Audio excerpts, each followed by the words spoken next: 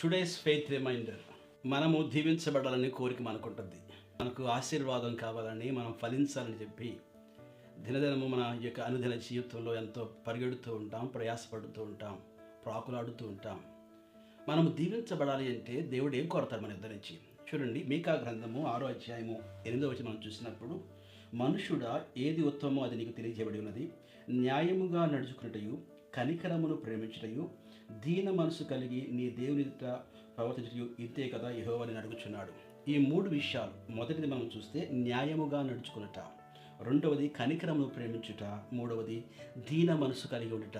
ఇలా జీవించినప్పుడు దేవుడు తప్పక మన కుటుంబాలను దీవిస్తాడు. న్యాయము కావాలి, దీన మనసు కావాలి, మూడవది కనికరము కావాలి. ఇదే దేవుడు కోరేది. దాన్ని బట్టి మనకు ఫలమును దేవుడు దయచేస్తాడు. మనం దేవుని మీద ఆనుకుందాం, దేవుని చిత్తాన్ని చేద్దాం. అట్టి కృప దేవుడు దయచేయగాక. ఆమేన్.